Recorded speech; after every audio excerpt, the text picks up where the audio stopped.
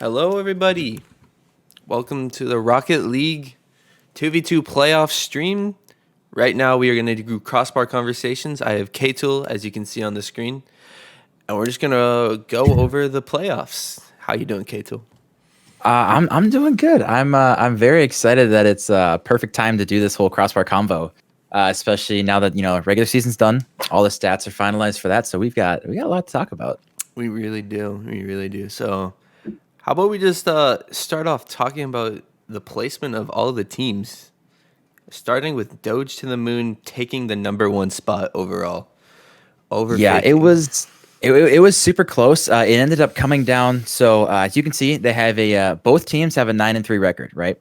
And believe it or not, both teams ended up going head to head. They were 1-1 against each other. So it came down to game differential, which Doge to the Moon was at a plus 15 game differential, and Faking was at a plus 12. So Doge to the Moon came up clutch. They actually went 3-0, 3-0 in their final week of league play to clutch up that number one spot. So it was very close, but got to remind everyone that Doge to the Moon is now on a 9-game winning streak to get that number one spot.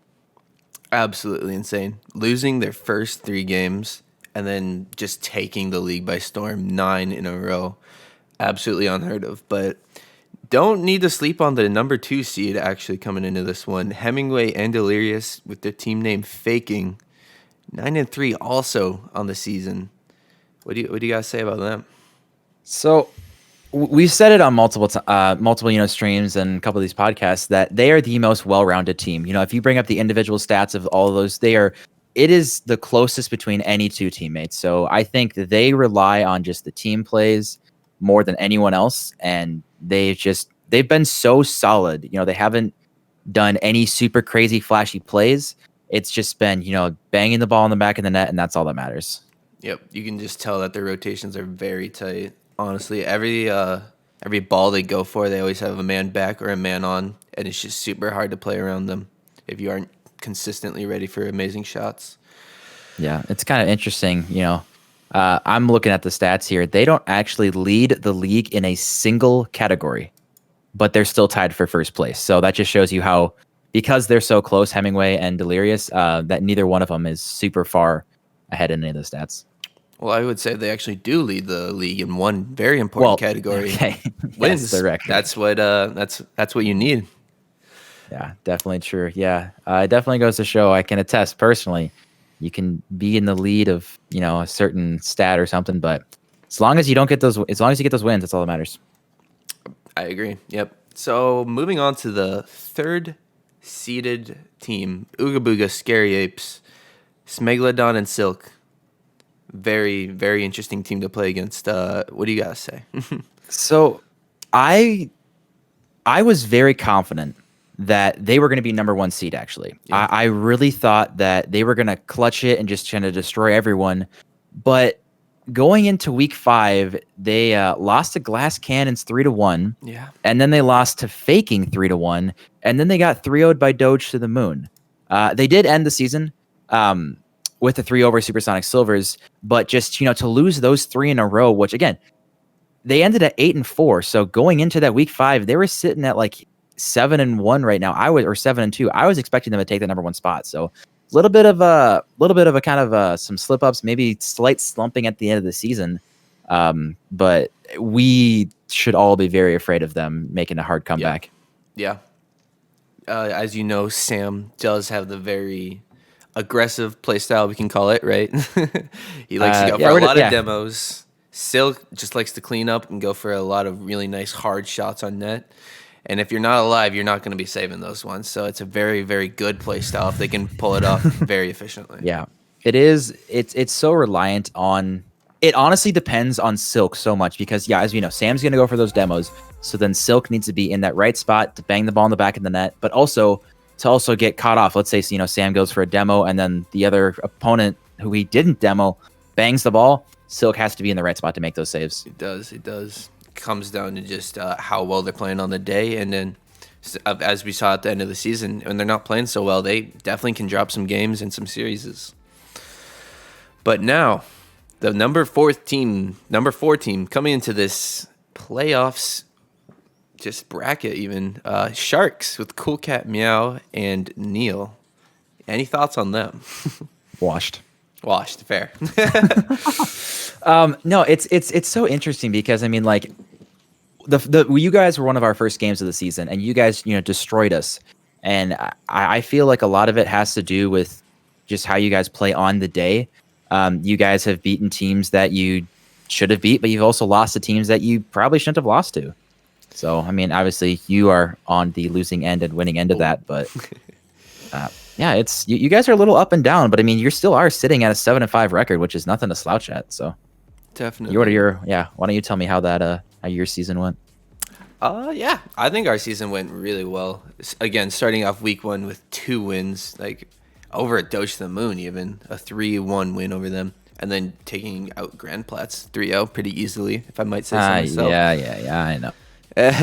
And then week 2, actually getting beat in a game 5 to Supersonic Silvers, who is the 5th seed. Like, we can win games that we should, but also lose games that maybe we shouldn't as much. Yeah, like losing 3-1 Grandplatz week 5. No, we won't go to week 5. We'll just stick on the week 1 and 2, for example. We're only counting 1 and 2. I like that. But again, you guys are the last team that we're going to talk about that does in fact have a winning record. So that is true. Some very dominant top teams that have just been taking over the leaderboards. But if we want to actually like look at the MMR and all the stats on the Sharks, like they are very close on almost all of them. And they play very similar together. So if they're on, they're on. But if they're off, they definitely struggle. Yeah. All right. So I think moving on to the 5th seed at 5 and 7 is going to be Supersonic Silvers with Ranny and Urban.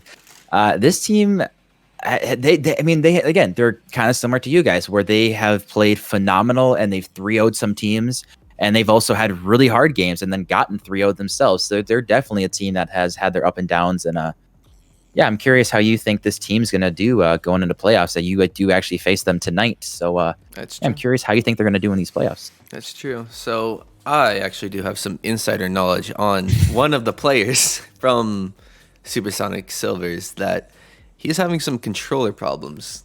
I even know that he took apart his controller like last night. So it really depends on how he plays today, if he's able to overcome that. He's actually playing on a Xbox 360 controller when he usually plays on an Xbox One. So maybe that'll affect him, maybe that won't, maybe that'll make him absolutely insane at the game. But I did also get that snap from I will call him out and say Ranny definitely snapped me like Ranny, 1 a.m. last night. Just the controllers in pieces, just all over the desk. So he is no he's had a lot of controller issues in the past. I think he says it's like his 5th or 6th controller recently, but he does have a new one on the way, which does come in before 3s, which is all that matters. Is it's got to be here for 3s. But it's going to be interesting to do a controller change on the day that 2s starts. So it'll be interesting.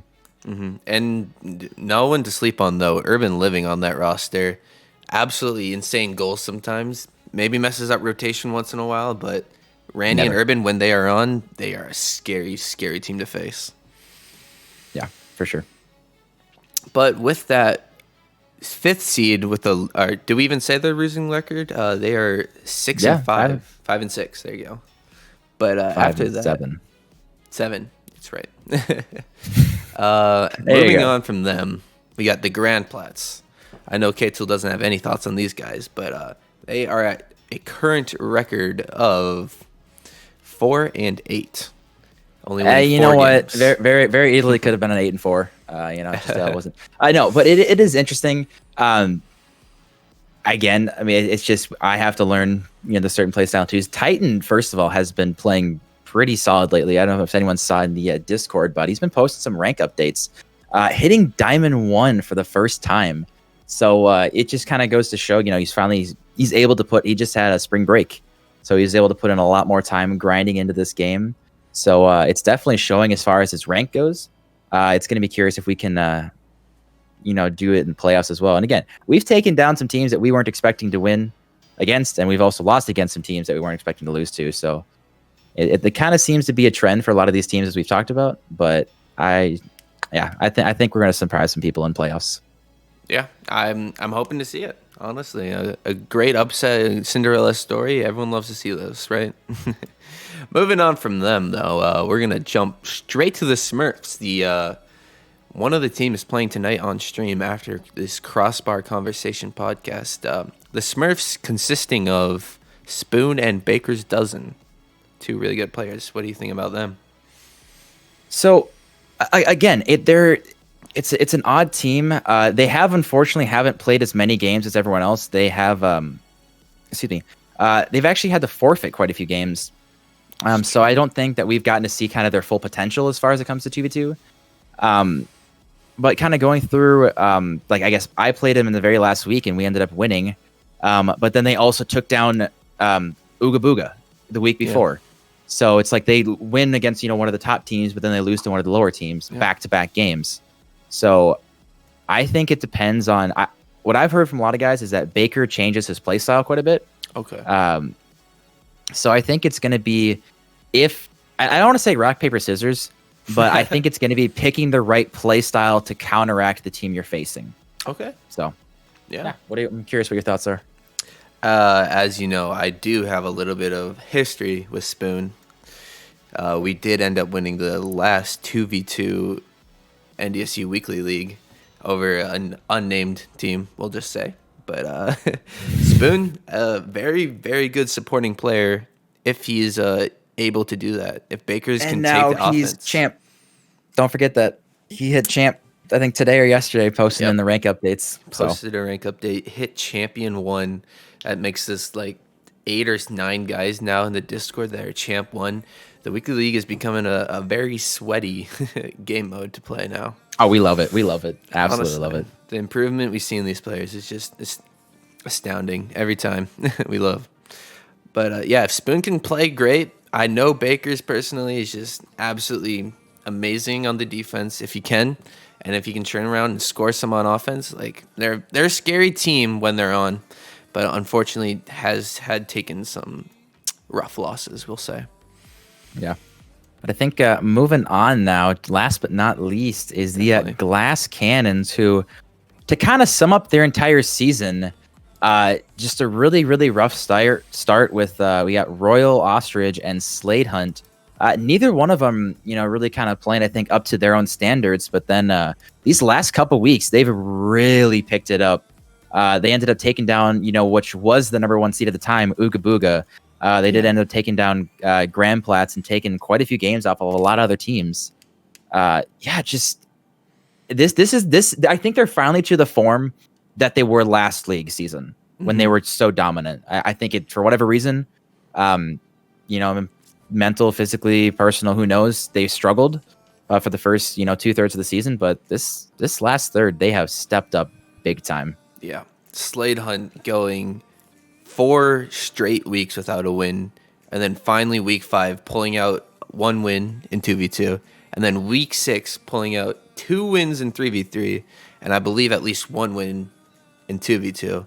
Just absolutely on the comeback of just loss after loss. Like it would be an amazing storyline for them just to even take a series against Doge to the Moon.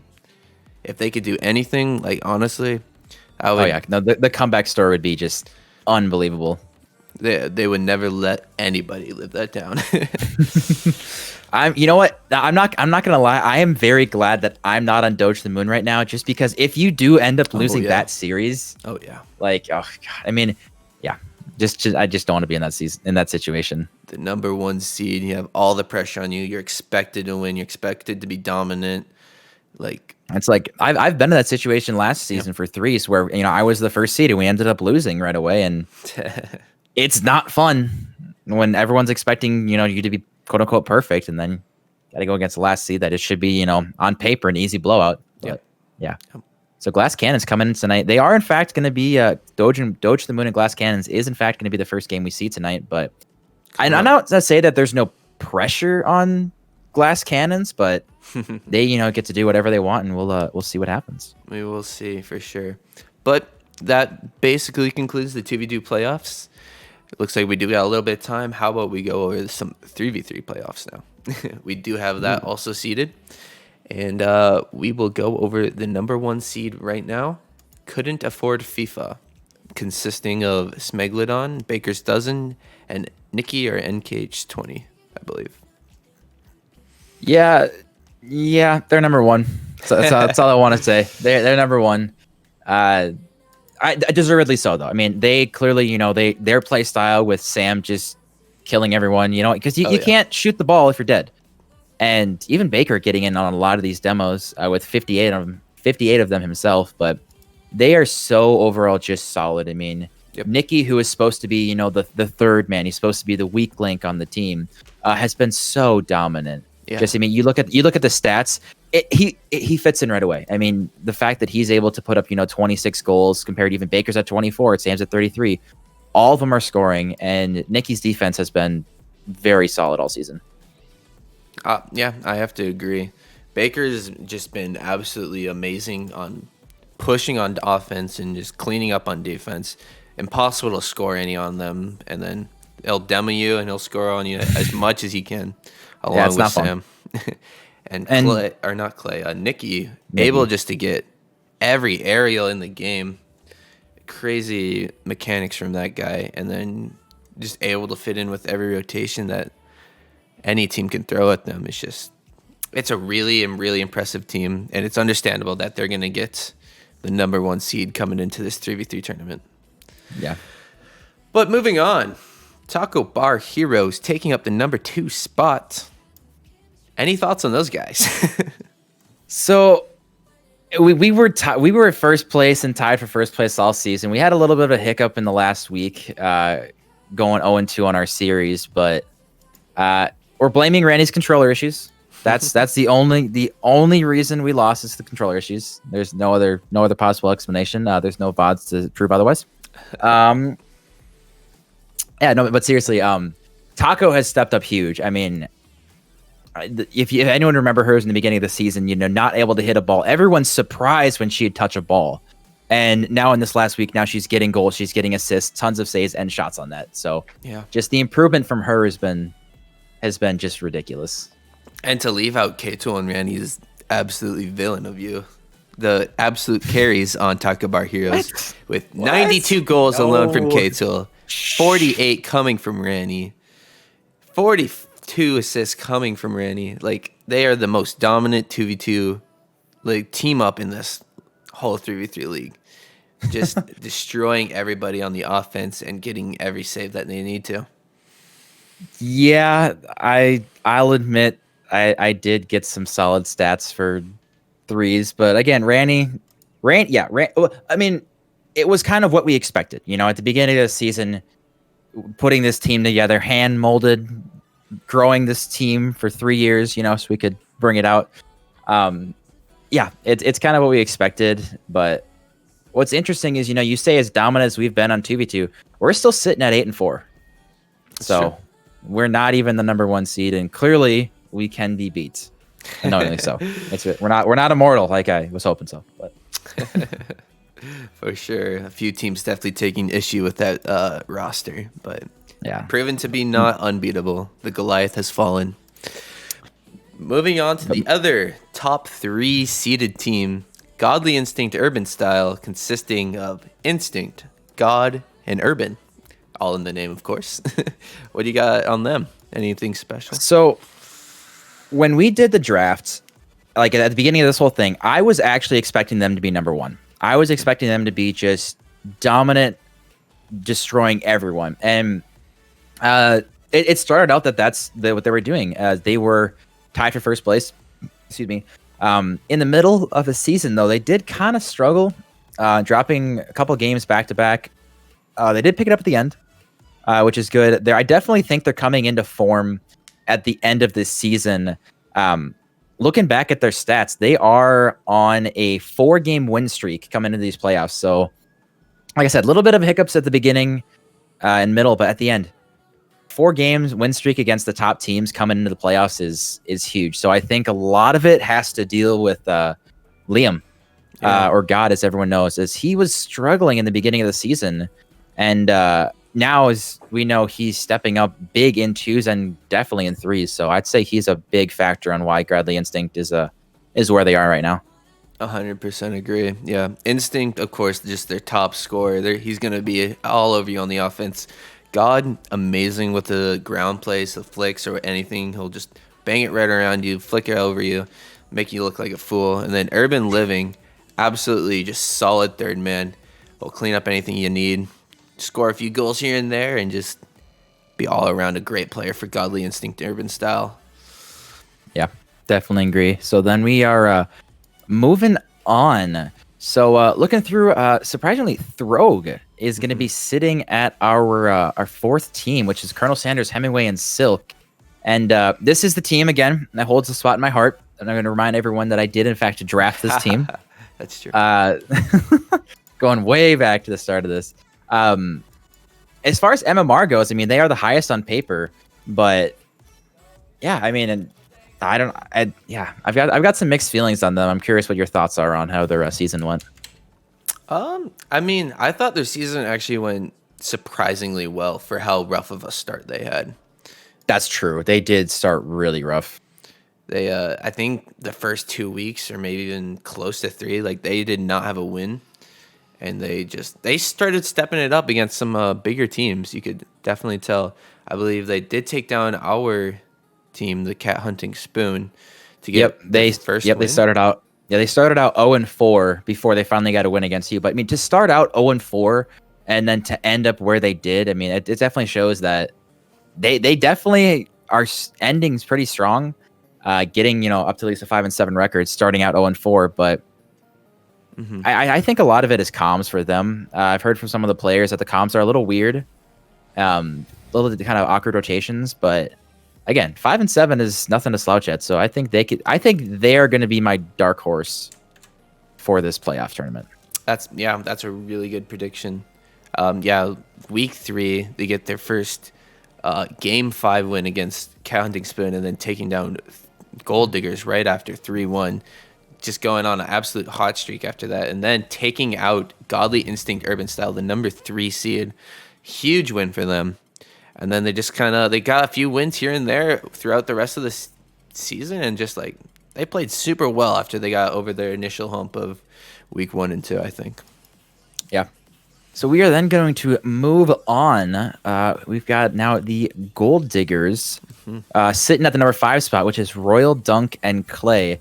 And this is a team that, I'm going to be honest, I think I was expecting a little more from them this season. Sitting at a 3-9 record obviously is not where I expected them to be, and definitely not where any of those players wanted themselves to be. So I'm curious if there was anything that you thought was kind of making them struggle, or just why do you think it wasn't quite clicking for them this season? Well, I'm actually going to go straight back to the draft. I believe Royal had the 2nd overall pick. I believe was it Godly Instinct that got... Wait, no, it was it Royal that actually got the 1st overall pick? It was Megalodon, I'm 90% sure. Yes, it was actually. It was Sam, then Royal, then Instinct got it. Because I remember, I believe Sam and Royal both passed on God before God landed on Instinct's team. So Royal did, in fact, choose Dunk as his 2nd pick. Dunk as a 2nd or pick. first pick, I guess. Yeah. And it just Dunk as his 1st pick, and then getting Clay as his 2nd to last pick overall. But having the 2nd overall pick and then having a team going 3-9, it's really unfortunate to see. It's either the player you aren't expecting to performs, or you passed up on some players like we found out with God and Baker's dozen for sure. Well, and it's crazy. I mean, you look at the stats, and Dunk is MVP for me. He has the most goals. He has tied for the most assists. He has the most saves. He has the most shots. And I think, I mean, every time I play them, I can always see like, hey, this team can be insane. Yeah. Like they could easily be one of the top teams, but for whatever reason, it's just not quite clicking. So, I mean, obviously, I want everyone to do well in playoffs. It's just, I don't know what it's going to be that is going to, kind of just click with the team that's going to be, hey, we finally got it figured out. We got the rotations down. Now we're to come in really hot to these playoffs and just really do some damage. Yeah. But last but certainly not least, I must add, Cat Hunting Spoon. Absolutely amazing record if we're going over records right now. 2-10, the lowest in any of the leagues, 2v2 or 3v3, only taking 2 wins. Interesting, I might add, in the last season or last week against the top 2 teams, Couldn't Afford FIFA and Taco Bar Heroes. Anything you got to add? I mean, I think you guys have finally, I don't want to say figured out everything, but you guys, you guys have been playing a lot better now. Clearly you struggled in the beginning, as you can attest to that one. Yes. But yeah, I'm curious. Yeah, your thoughts on that one?